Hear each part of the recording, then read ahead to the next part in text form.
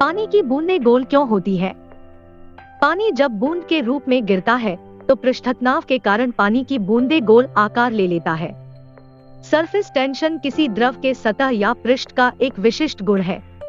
इसी गुण के कारण किसी द्रव की सतह किसी दूसरी सतह की ओर आकर्षित होती है। सरफेस टेंशन के कारण ही पारे की बूंद एक गोलाकार रूप धारण कर लेती है। दूध से दही कैसे बनता है?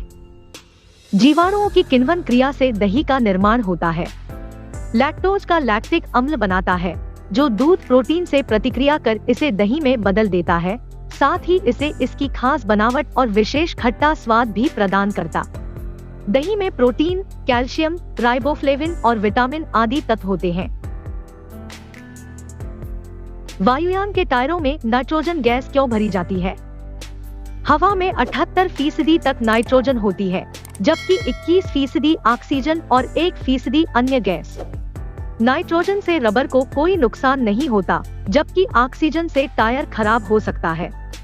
ऑक्सीजन से अक्सर टायर की इलास्टिसिटी और मजबूती खो देता है। ऐसे में ऑक्सीजन रबर के कणों पर अटैक कर देती है, जिससे टायर फटने का खतरा रहता है। नाइट्रोजन ऑक्सीजन की अपेक्षा कूल होती है और रबर फ्रेंडली है।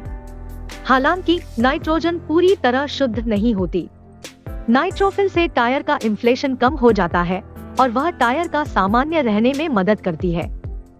नाइट्रोजन लंबे समय तक टायर में रह सकती है, जबकि ऑक्सीजन जल्दी बाहर निकल जाती है। तूफान एवं चक्रवात क्यों आते हैं?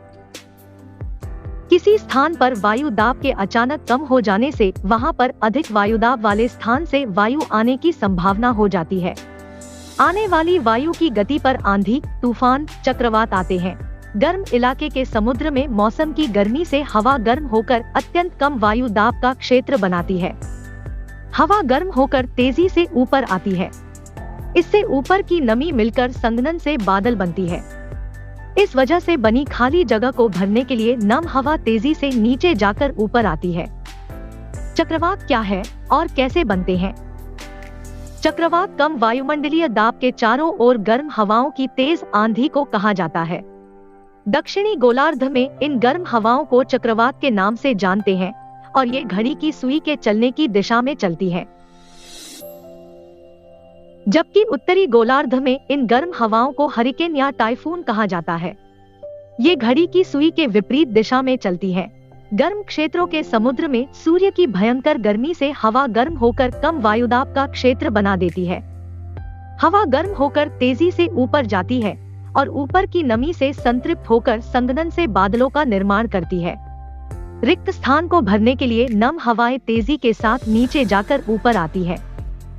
फलस्वरूप ये हवाएं बहुत ही तेजी के साथ उस क्षेत्र के चारों तरफ घूमकर घने बादलों और बिजली कड़कने के साथ साथ मूसलाधार बारिश करती है।